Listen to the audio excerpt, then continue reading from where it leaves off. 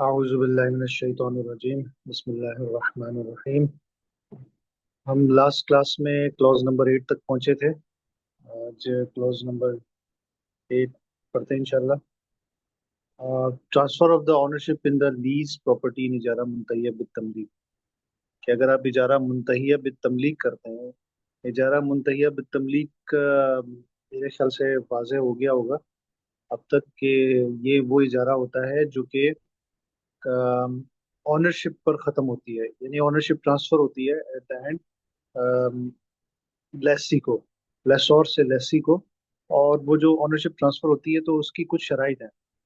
Conventional finance lease में ये ownership खुद ब खुद ट्रांसफर हो जाती है अगर वो कुछ कंडीशंस को फुलफिल करे, जैसे टाइमली पेमेंट्स को अदा करे, तो ये ओनरशिप खुद ब खुद लेसी को ट्रांसफर हो जाती है। इस्लामिक में ये एसेट इसकी ओनरशिप खुद ब खुद ट्रांसफर नहीं हो सकती। इसके लिए एक सेपरेट आपको अरेंजमेंट करना पड़ता है जिसकी तफसील आगे आएगी। तो इन शॉर्ट ये इजारा मुंतहिया बितमलीक से वो इजारा मुराद है जिसमें ऑनरशिप चेंज होती है। मुंतहिया जिसका इख्तिताम बितमलीक, मिल्कियत पे हो। तो इसको देख लेते हैं। इन इजारा मुंतहिया बितमलीक द, इसका अच्छा एक और नाम है इजारा व इक्तना। ये एक और नाम भी आपने सुना होगा, वो सेम मीनिंग में है तकरीबन। In Ijara Muntayya bit Tamlik, the method of transferring the title in the leased asset to the lessee must be evidenced in a document separate from the Ijara contract document using one of the following methods. इजारा मुंतहिया बित तमलीक में जो ownership है वो transfer होती है किसी separate document के जरिए से, जो कि इजारा कॉन्ट्रैक्ट से डिफरेंट होना चाहिए, अलग होना चाहिए। वो डॉक्यूमेंट्स क्या है? वो उन डॉक्यूमेंट्स की और उन मेथड्स की जो तफसील है वो नीचे इन्होंने दी हुई है। कि पहला तरीका ये है, a, by means of a promise to sell for a token or other consideration. कि आप एक प्रॉमिस करें, लेसी एक प्रॉमिस करे, लेसी का तो खैर इन्होंने जिक्र नहीं किया, बस सिर्फ ये लिखा है by mean of a promise to sell for a token or other consideration. यानी lessor promise to sell, obviously sell तो लेसोर करेगा, तो लेसोर की तरफ से प्रॉमिस टू सेल होना चाहिए किसी टोकन मनी के अगेंस्ट, और एनी अदर कंसिडरेशन, कोई और आ, आ, कीमत या कोई और पैसा उसके अगेंस्ट, और by accelerating the payment of the remaining amount of rental.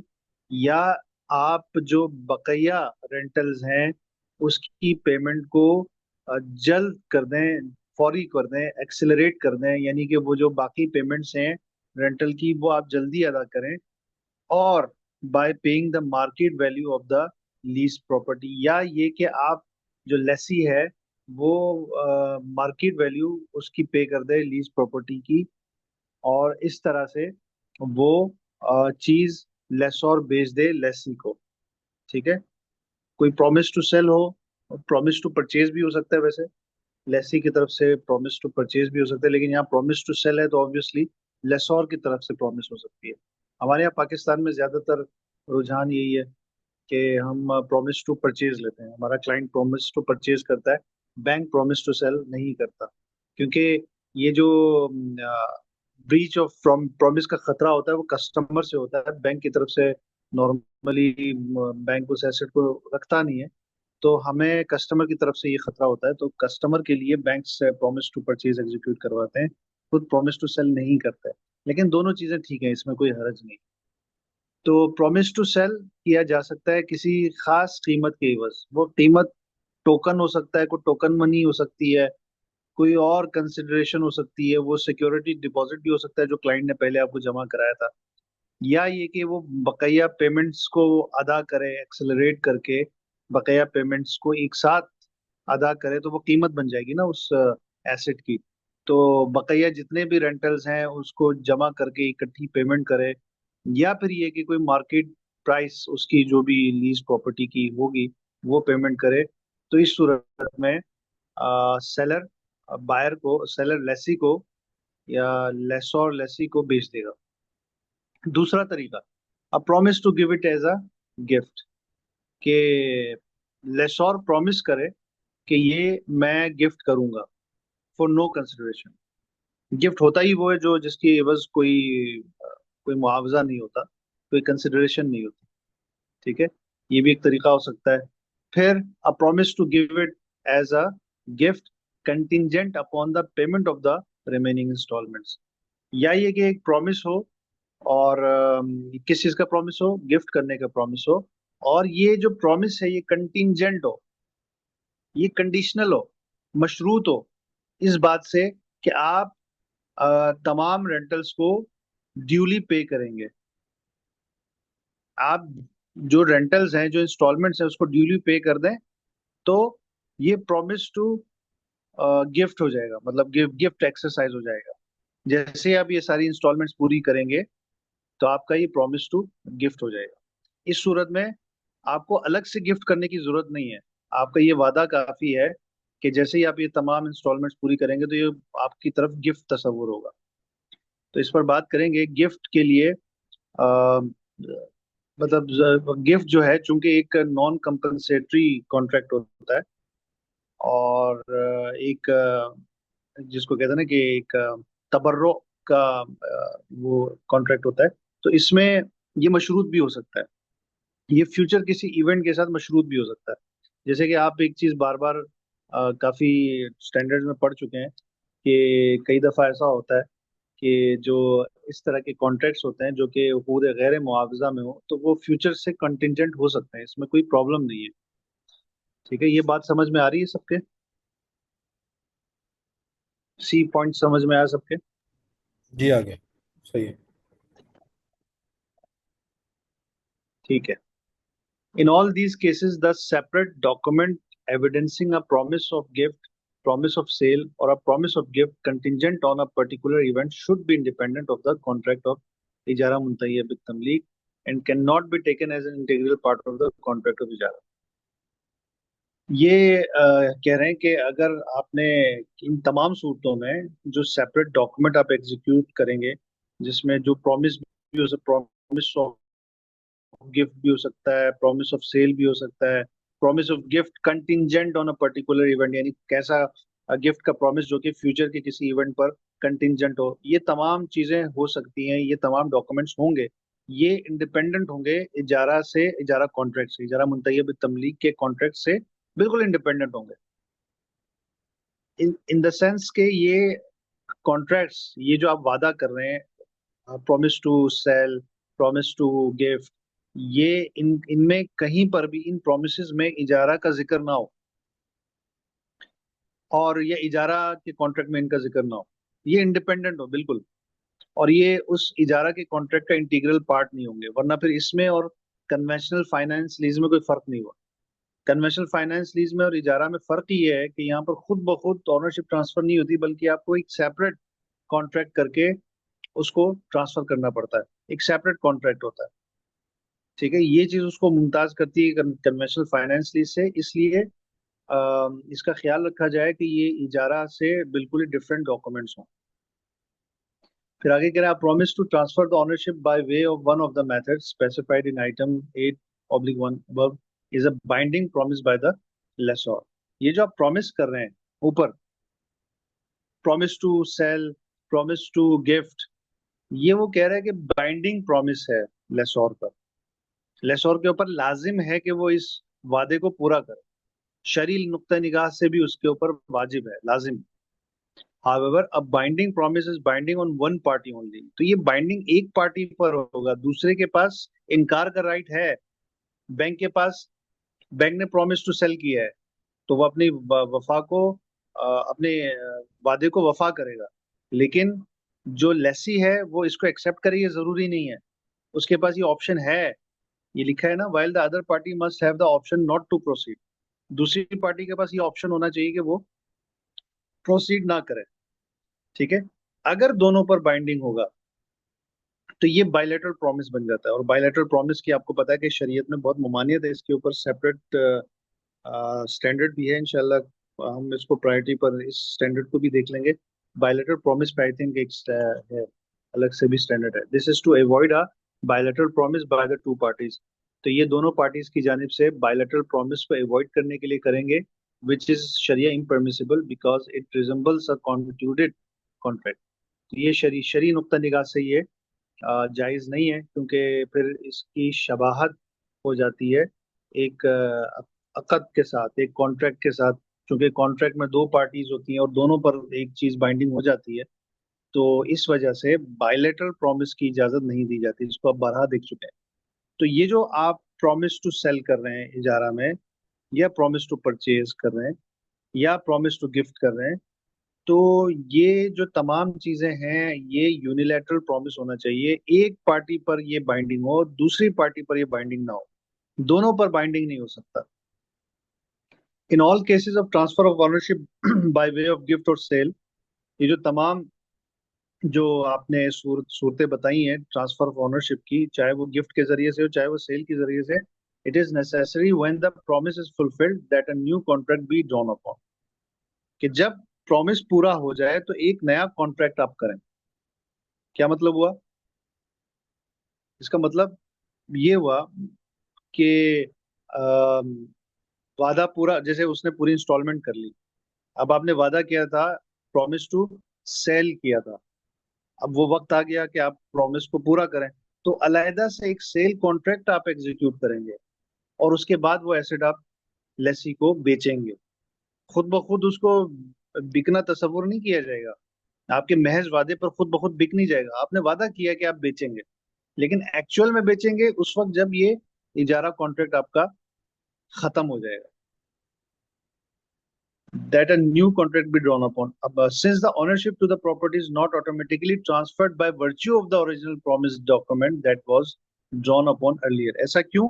ऐसा इसलिए क्योंकि ये खुद ब खुद प्रॉपर्टी ऑटोमेटिकली ट्रांसफर नहीं हो जाएगी महज इस वजह से कि आपने एक प्रॉमिस किया था तो ये ऑटोमेटिकली लेसी को ट्रांसफर हो जाएगा। नहीं, आपको ये ट्रांसफर करने के लिए एक सेपरेट एग्रीमेंट करना पड़ेगा, एक सेपरेट कॉन्ट्रैक्ट करना पड़ेगा।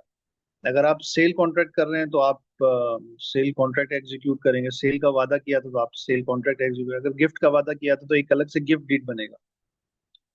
ठीक है, ये बात ऑब्वियस है, मेरा ख्याल है कि इसमें कोई वजाहत की जरूरत नहीं है। इन केस द इजारा contract is combined through a separate document with a gift contingent upon the condition that the remaining rent installments be paid, the ownership to the lease property is transferred to the lessee if the conditions is fulfilled without the need of any other procedure to be adopted or। अच्छा देखें, तीन method बताए गए थे ऊपर। एक, क्या आप प्रॉमिस टू सेल करें, सेकंड आप प्रॉमिस टू गिफ्ट करें, तीसरा promise to gift contingent upon the condition that the remaining rent installments be paid. तीसरा ये था कि आप गिफ्ट का वो करें, वादा करें इस शर्त पर कि आपकी तमाम इंस्टॉलमेंट्स आप पूरा पे करेंगे। तो ये अगर तीसरी सूरत है तो ये कह रहा है कि तीसरी सूरत में आपका वादा खुद ब खुद वफा हो जाएगा जैसे ही वो इंस्टॉलमेंट को पूरा पे करेगा। जिस दिन वो लास्ट इंस्टॉलमेंट पे करेगा उसके बाद ये एसेट खुद ब खुद क्लाइंट का हो जाएगा, खुद ब खुद लेसी का हो जाएगा। ये बात समझ में आ रही है आप सबके?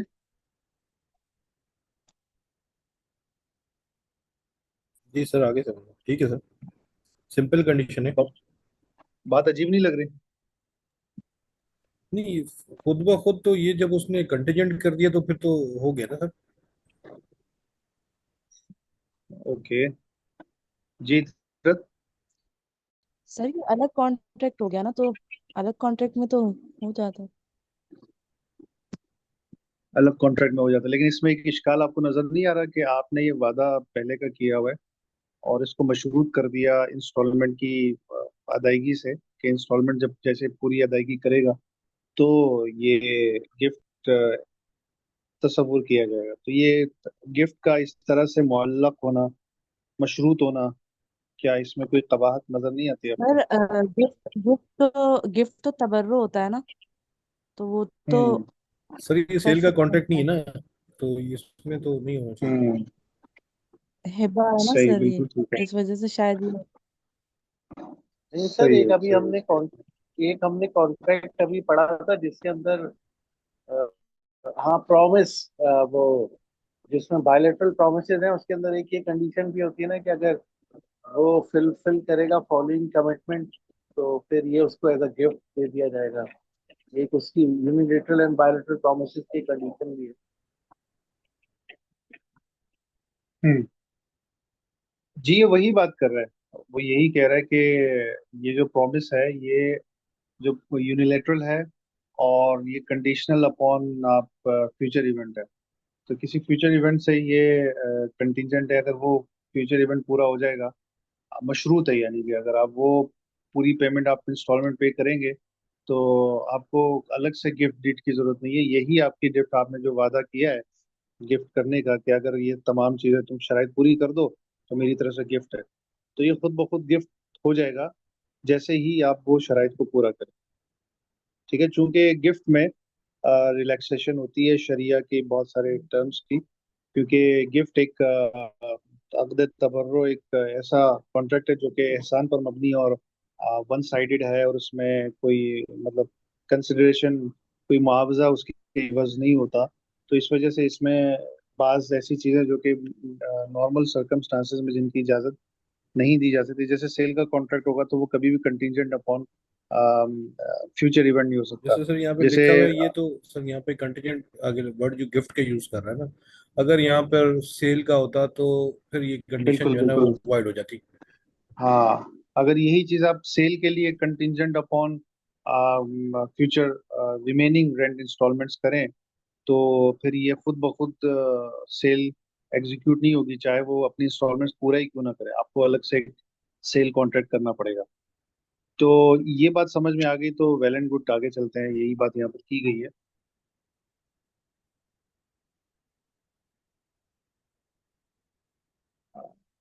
However, if the lessee's payment is short of even one installment, the ownership to the property is not transferred to him since the condition has not yet been. एक इंस्टॉलमेंट भी अगर रह गई है जो कि अभी पे नहीं की, तो वो कह रहा है कि एक इंस्टॉलमेंट के बावजूद भी वो चीज खुद ब खुद उसको उसकी ओनरशिप नहीं मिलेगी लेसी को, क्योंकि अभी तक वो कंडीशन पूरी नहीं हुई। कंडीशन ये थी कि तमाम इंस्टॉलमेंट वो पे करे, तो वो एक इंस्टॉलमेंट रह गई तो इसका मतलब है कि ये कंडीशन पूरी नहीं, सिंपल सी बात। If the leased asset was purchased from the lessee before it was leased back to the lessee on the basis of ijara mutayyab bit tamlik, a period of time between the lease contract and the time of the sale of the asset to the lessee must have expired to avoid the contract of INA। क्या मतलब हुआ, कोई वजाहत कर सकता है इसकी?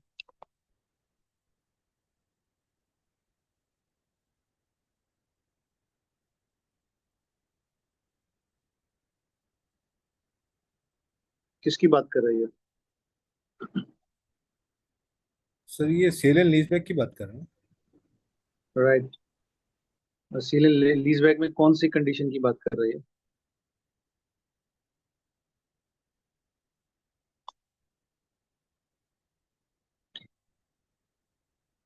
Cell and lease back में ये सर ग्रेस ये पीरियड की बात कर रहे जी जी हैं। जी जी सर, जी, वो बोले। जो 4 सीजन होते हैं।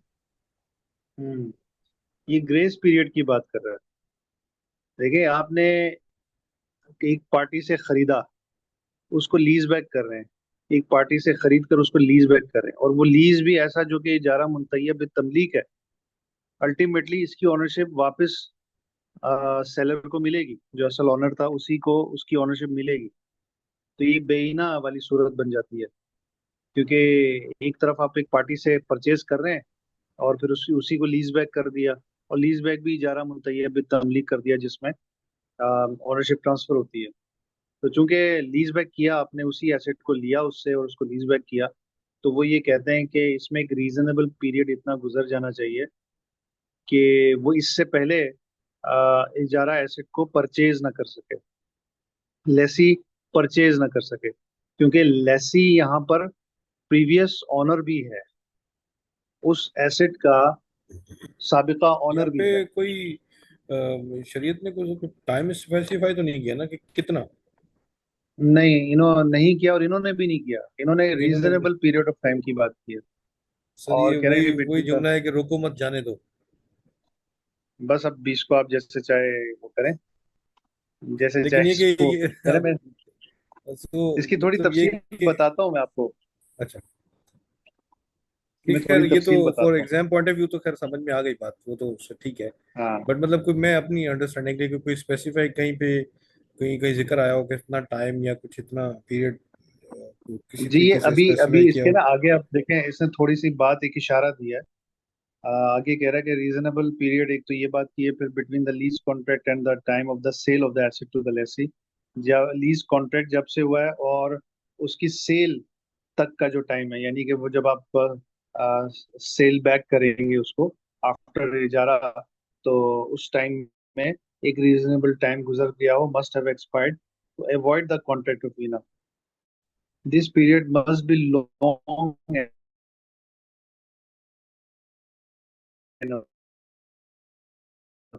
एक शर्त ये बता, लीज प्रॉपर्टी और its value could have changed, ये इतना लंबा होना चाहिए कि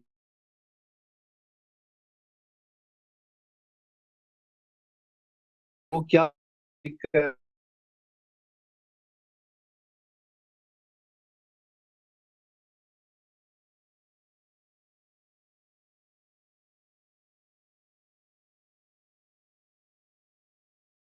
वैल्यू को चेंज होने में तो ये लेकिन आपकी बात बिल्कुल सही है।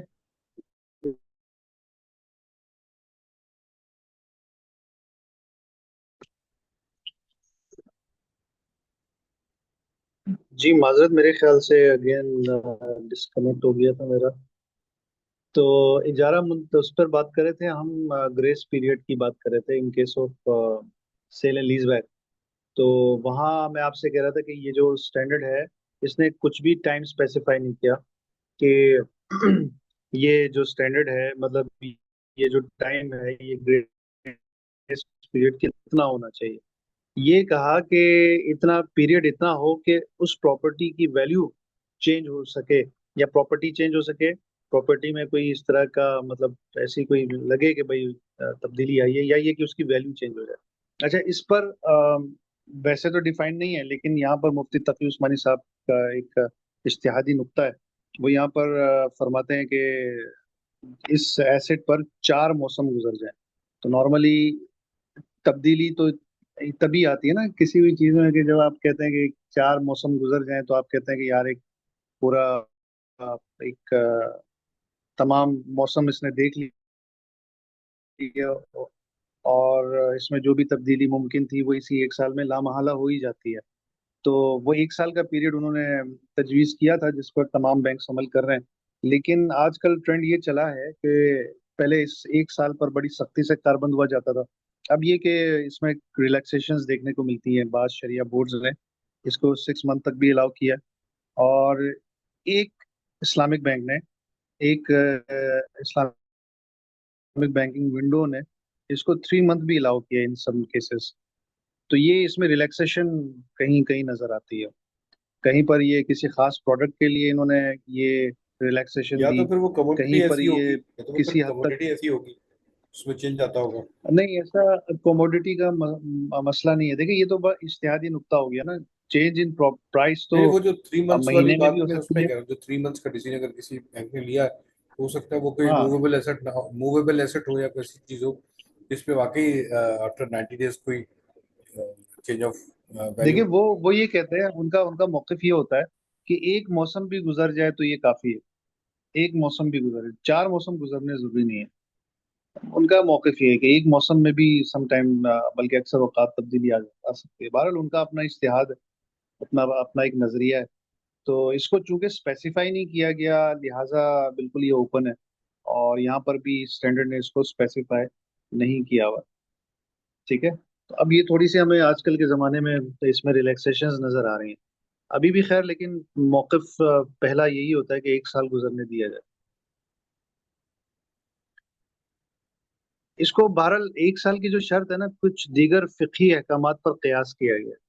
कुछ फ़िक़ही अहकामात है जिनमें किसी ख़ास चीज़ के लिए एक साल तक गुजरने की इजाज़त दे, मतलब कहा गया कि एक साल तक गुजरने के बाद फिर फैसला किया जाएगा। तो उससे क़यास करते हुए ये एक साल का उसूल वज़ा किया गया है। लेकिन ये कोई मतलब ऐसा नहीं है कि बिल्कुल कुरान और हदीस का कोई हुक्म हो। इसमें डिफरेंस ऑफ ओपिनियन हो सकता है। आगे क्या कह रहे हैं कि this shall also apply to the case of early ownership of the asset where a sale contract is concluded during the इजारा। ये सिर्फ उसकी बात नहीं कर रहा कि जहां पर एट द एंड आपको सेल एग्जीक्यूट करना है, बल्कि ये वो केसेस भी इसमें शामिल हैं, उस पीरियड से पहले आप वो केसेस भी शामिल करेंगे जहां पर इजारा कॉन्ट्रैक्ट के खत्म होने से पहले भी ऑनरशिप ट्रांसफर हो जाती है। जब वो फुली सेटलमेंट कर लेता है ना, तो तब भी तो ऑनरशिप ट्रांसफर होती है। तो इजारा में नॉर्मली 1 साल से पहले इजारा मुंतहिया उसमें सेल एंड लीज बैक में 1 साल से पहले आपको फुली सेटलमेंट करने की इजाजत नहीं होती अगर ये जा रहा है। और अगर आप डीएम कर रहे हैं तो 1 साल तक आपको यूनिट परचेज करने की क्लाइंट को इजाजत नहीं होती, 1 साल तक वो यूनिट परचेज नहीं कर सकता। अगर आप डीएम एसएल भी कर रहे हैं, यानी सेल एंड लीज बैक में सेल एंड डीएम बैक कर रहे हैं, तो डीएम भी तो इजारा ही होता है ना। तो आपके पास दोनों ऑप्शन होते हैं कि आप सेल करके लीज बैक करें इजारा की सूरत में, या फिर लीज बैक करें डिमिनिशिंग मुशारका की सूरत में। दोनों सूरतें जायज हैं, लेकिन डिमिनिशिंग मुशारका करेंगे तो वो 1 साल तक उस एसेट को परचेज नहीं कर सकता। मतलब ये हुआ कि उसमें से एक यूनिट भी वो परचेज नहीं कर सकता। डिमिनिशिंग मुशारका में ये होता है ना कि वो ग्रेजुअली यूनिट्स को परचेज करता रहता है, तो वो 1 साल तक वो यूनिट परचेज नहीं कर सकता। 1 साल तक उसकी जो ऑनरशिप है और बैंक की ऑनरशिप है वो तब्दील नहीं होगी, वो वही रहेगी। ठीक है, आगे चलते हैं। Subject to the item 8/8 below, the rule governing इजारा मस्ट अप्लाई टू द इजारा मुंतहिया बितमलीक। बस सिंपल सी बात वो ये कर रहा है कि इजारा मुंतहिया बितमलीक पर इजारा के तमाम अहकामात लागू होंगे, जो कि हमने जिक्र किया है। अब तक हम इजारा की बात कर रहे थे ना, उसमें इजारा मुंतहिया बितमलीक की हम सेपरेट कोई बात नहीं कर रहे थे, लेकिन वो यहाँ पर क्लियर कर रहा है कि वो तमाम बातें जो आपने इजारा के मुतालिक अब तक की थी वो सबके सब इजारा मुंतहिया बितमलीक पर आएंगी। इसके अलावा इस क्लॉज में कोई देख रहा हूँ कोई ऐसी बात तो नहीं है कि जो डिफरेंट हो, हटके हो।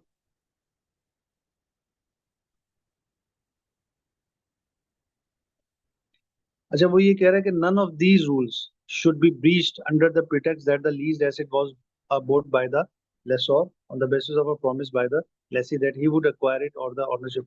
अच्छा, आप वो ये कह रहे हैं कि इन तमाम रूल्स को जो पहले बताए गए इजारा से रिलेटेड, आप उसको ये कहकर इस बहाने से आप ब्रीच नहीं कर सकते कि चूंकि ये एसेट उसी के कहने पे लिया था, उसी के प्रॉमिस पे लिया था, और उसने प्रॉमिस किया था इसलिए मैंने परचेज किया, तो आप ये कहकर इस बहाने से किसी रूल को आप ब्रीच नहीं कर सकते। That he would acquire it or that ownership of it would devolve upon him or that he would pay rentals in excess of those payable in respect of a that the local law। सही है, ठीक है, okay.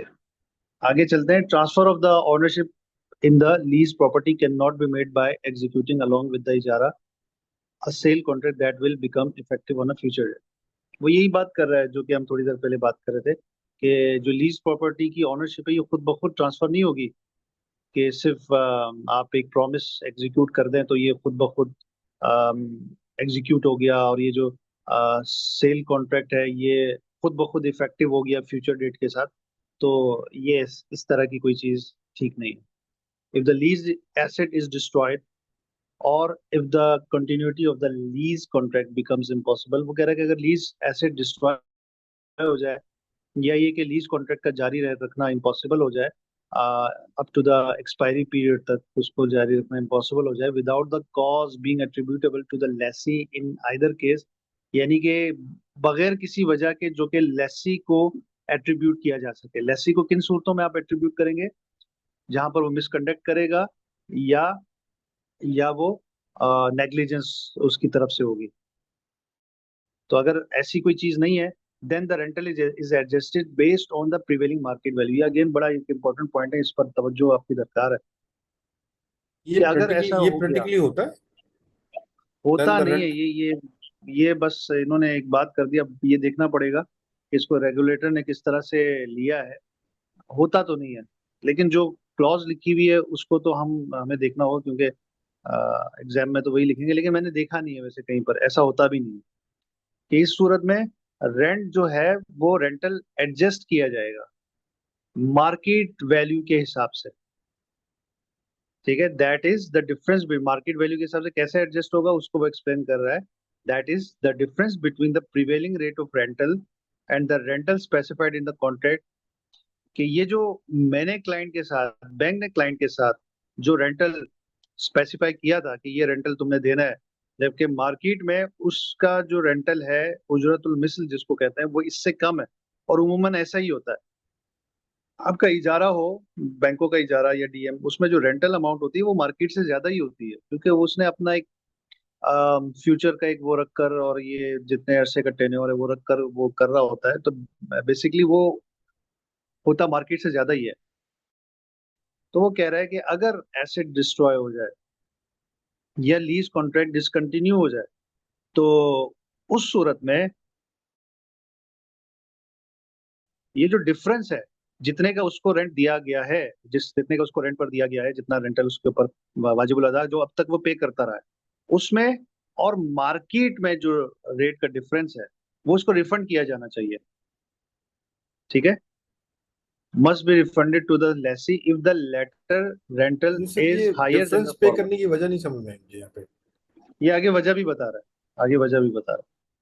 अच्छा, ये उस सूरत में होगा जब आपका जो रेंटल है, जो आपने इजारा के लिए स्पेसिफाई किया है, ये आपकी मार्केट वैल्यू से ज्यादा हो, तब ये एक्सरसाइज होगा। अच्छा, ये रीजन ये बता रहा है, this is to avoid loss to the lessee. ये लेसी को नुकसान से बचाने के लिए है, क्योंकि who agreed to a higher rental payment, कि उसने एक रेंटल, हायर रेंटल के लिए एग्री किया ना। वो क्यों एग्री कर रहा है? क्योंकि उसको ये पता है कि एट द एंड ये मुझे मिलेगा।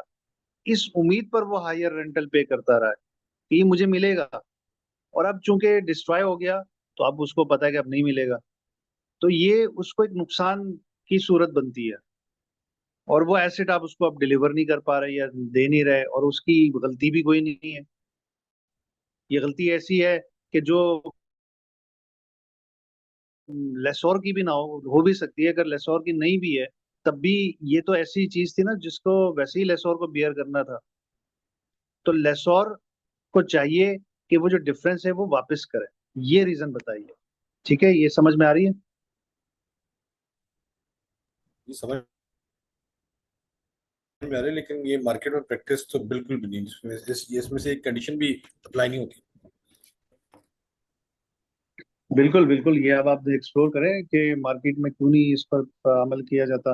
अमल ना करने की एक बड़ी नहीं, वजह तो बहुत मैं तो ऑब्वियस है मुझे भी कि वो तकाफुल हुआ हुआ है, तो वो सिक्योर समझते हैं कि ठीक है, अगर कोई वैसे डिस्ट्रॉय हो भी जाता है तो वो ऑब्वियसली नहीं, सिक्योर सिक्योर्ड हो होता है, भी तो कवर्ड होता जो लेसी पे करता रहा है, जो एडिशनल रेंटल वो देता रहा है, हायर रेंटल इस उम्मीद पर देता रहा है कि एट द एंड मुझे मिलेगा, तो वो तो अपनी जगह पे रहेगा, चाहे इसका तकाफुल हो या ना हो, वो पॉइंट तो अपनी जगह पे रहेगा।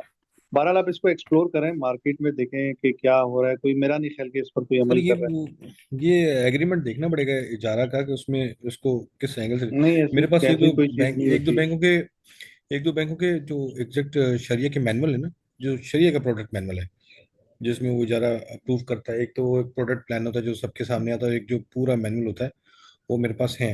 मैं जरा उसको देखूंगा, उसमें वो किस चीज़ को बेस कर रहा है क्या, क्योंकि उसमें वो सारे रूलिंग के रेफरेंस भी दिए हुए ही होते हैं नॉर्मली।